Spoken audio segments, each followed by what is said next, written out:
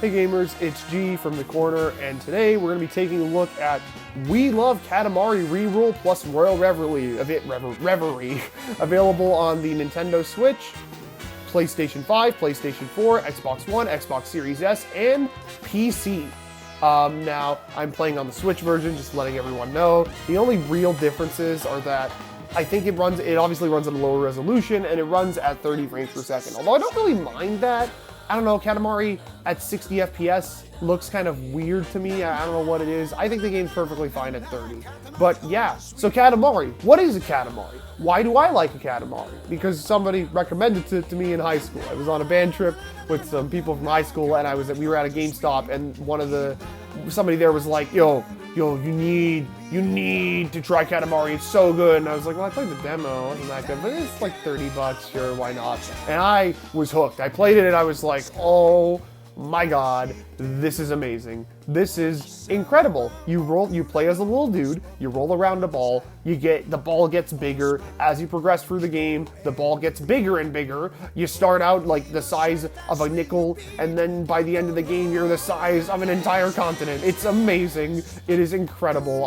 The music is incredible. The weird visuals, the weird characters and animations and models, everything. I love everything about it. I love this series so much. And I played some of the other games in recent memory as well. I tried out Beautiful Katamari a number of years ago. I tried Katamari Forever through PlayStation Now to surprisingly not that bad of a result a few years ago. And recently, last year, I tried the original We Love Katamari. I heard really good things about it. So I said, screw it. Let me buy a PS2. I probably should get a PS2. You know, it's one of those consoles I don't own. There's a lot of games on it I would want to check out at some point.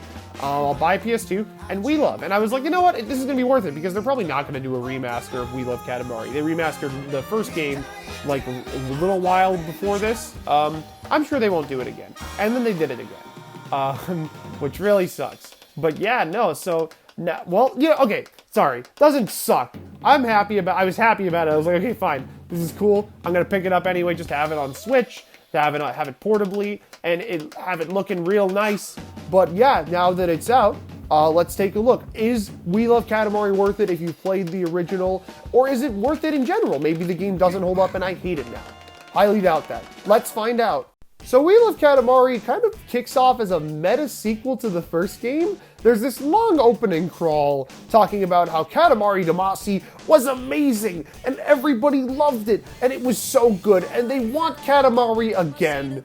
It's really funny. Apparently they wanted to do this with or without the original director who was opposed to sequels in the games industry at the time. But he said, fine, I'll come back one more time. And he made this weirdo plot about instead of them blowing up all the stars and having to remake all the stars with Katamari's, it's just, oh, yo, Katamari was so great, can you guys do it again? And so you run around a weirdo hub world and there's people who are like, hey, King, can you do a thing for me? And the King's like, oh, I don't know if I want to do that thing. But then they say he's really cool, or hot, or sexy, or amazing, and he's just like, okay, I guess I'll do it, actually.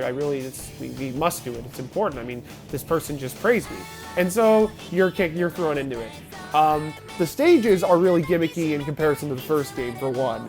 As I mentioned earlier, the kind of premise of the game is you roll a big ball around, rolling objects up, and, you want to get the ball to a certain size in each level, but that's kind of not the main thing with We Love Katamari. Now, granted, there are still plenty of levels where it is, you start at 10 centimeters, get to 50 centimeters, go, have fun.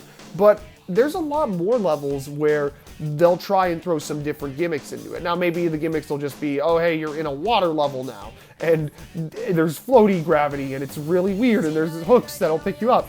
Or maybe the gimmicks are something like, oh, hey, roll up a bunch of flowers. How many flowers can you roll up? Hey, you need to roll up a lot of a certain object and then bring it over to this spot. You need to roll up a bunch of objects to make a big fire and then bring it to a campfire before the ball goes out, There's all these different gimmick levels that I really, there's like so many, I can keep going. There's like a snowman level where you have to roll up a big snowball and then put it on top of a snowman. There's a level where you can't stop moving and you're on like a racetrack. There's so much variety of levels in this game. This is probably my favorite Katamari game because of that variety. there's all those standard levels too. It doesn't like sacrifice any of those really. There's still just as many, but just the variety.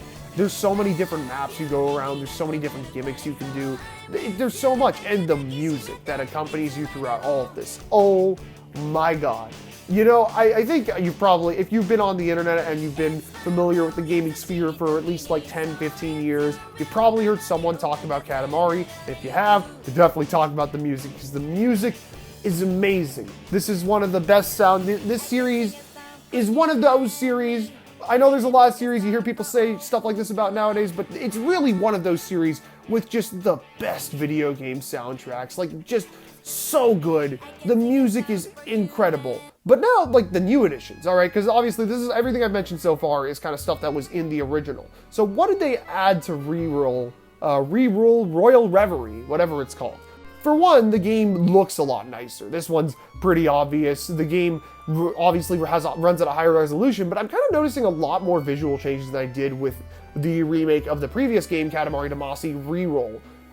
In the game, now everything has this shine to it. Everything has this really light, kind of plasticky, glossy shine to it. I really like it, honestly. I think it looks great. You have like the really low poly, low res textures and models, but just juxtaposed by being super, super shined up. The prince looks lovely. The prince and all of his cousins, they look lovely. The shine's nice.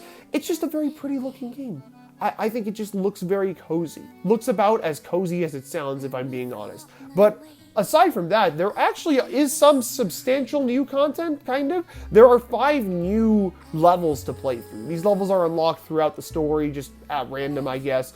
And instead of playing as the prince, you play as his father, the big, masculine, flamboyant king, but before he was king-sized and when he was prince-sized, so it's just the king, but he looks like the prince now. In 5 levels where you are tasked with obeying your father, the whatever his name is, I don't know, is he dead now? He probably doesn't appear in any of these games, aside from flashbacks, so he probably died or something. But you play as him in the king's youth. You play as the king in his youth, and their objectives are kind of, once again, the gimmicky stuff. You have the first level is like a 30-second sprint. Just like, okay, get to this size like as fast as possible. You know, just like make sure you can do it within this extreme time crunch. The next level, you're running around the school area, but it's nighttime and there's ghosts around. And you have to collect 5 instruments. If you touch any of the ghosts, you die. There was another level where it was about picking up a bunch of tires in the car level. I haven't had the chance to play all of the bonus levels yet, but from what I can tell, they're pretty wild. I'm happy to see the gimmicky stuff continue, but these are also it's kind of interesting because these are the first new Katamari levels created in like 11 years. So, makes me wonder where they go from here. Are they gonna, we have the 2 remakes of the classics. Are they gonna make new Katamari games? I don't know. Who knows? But there's one other new thing. They have some music from other games in the series, which is lovely, but it's behind a DLC pack, which is, in Canada, like nearly $30, which is ridiculous. I love the music, and there's quite a bit of it. There's about 25 songs you get with the DLC, but like, dude, what are you talking about? What do you mean $30? Like, come on, guys, come on. Like, really? That's not, no. But, aside from that, very good game. I highly recommend We Love Katamari Reroll plus Royal Reverie. That's what it's called. That's the name of the game. I don't know why.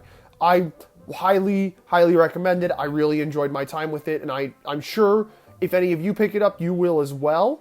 But yeah, that's gonna do it for this review. Keep yourselves cornered for more content and game coverage and reviews and anything of the sort. See you guys on the next one. Bye.